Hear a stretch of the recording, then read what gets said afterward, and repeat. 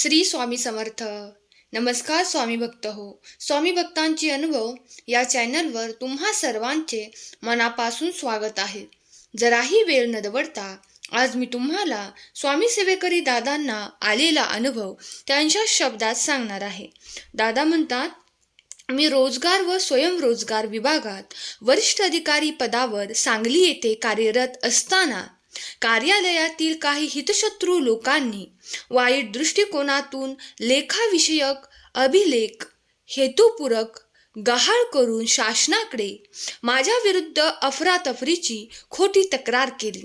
माझ्या विरुद्ध फौजदारी कारवाई करण्यात आली. महाराजांच्या भिवू नकोस, मी तुझ्या पाठीशी आहे या अभिवचनानुसार मी निश्चिंत होतो. परमपूज्य गुरुमाऊलींनी आपले काहीही होणार नाही असे अभय दिले होते. त्यानुसार मला कोर्टाकडून अटकपूर्व जामीनही मंजूर झाला. परंतु अंतिम निकालाची प्रतीक्षा होती. त्यासाठी परमपूज्य गुरुमाऊलींचा आशीर्वाद घेण्यासाठी आम्ही उभयता दिंडोरीला गेलो. तेव्हा परमपूज्य गुरुमाऊलींनी आपला निकाल आपल्या बाजूने लागला आहे, आम्हाला अनुभव लिहून द्या असा आदेश दिला. परंतु परमपूज्य गुरुमाऊलींच्या वाक्याचा अर्थ मला उमगला नाही.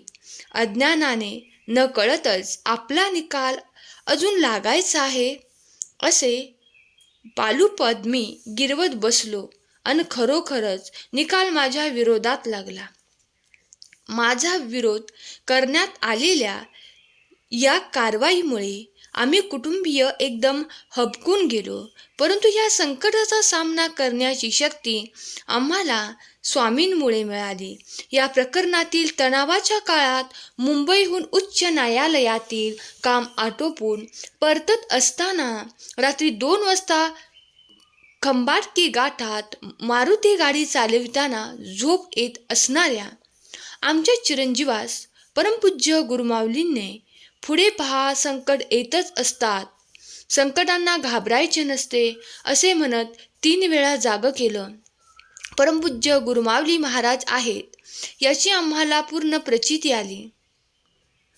महाराज भेटतात काय असे कुतूहल असणारेही अनेक जण असतात. होय, महाराज दिंडोरीला अनेकांना रोज भेटतात.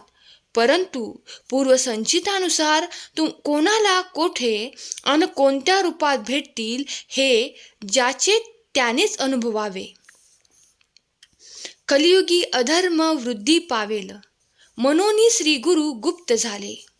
भक्त जनाला जैसे पाहिले तैसे भेटती अद्यापी, याचाही प्रत्यय आला. त्यानंतर गुरुमाऊलींच्या आशीर्वादामुळे माझी अहमदनगरला बदली झाली. शासनाने माझ्या विरुद्ध केलेला फौजदारी कारवाईत माझ्या विरुद्ध काहीही पुरावा मिळाला नाही व माझी निर्दोष सुटका झाली. हे सर्व झाले स्वामी महाराजांच्या कृपेमुळेच. धन्यवाद स्वामी, तुम्ही मला माझ्यावर झालेल्या खोट्या आरोपातून सुटका केली. धन्यवाद. श्री स्वामी समर्थ. स्वामी भक्तांनो, तुम्हाला सेवेकरी दादांचा अनुभव आवडला असल्यास व्हिडिओला लाईक करा, शेअर करा आणि श्री स्वामी समर्थ लिहायला विसरू नका. धन्यवाद.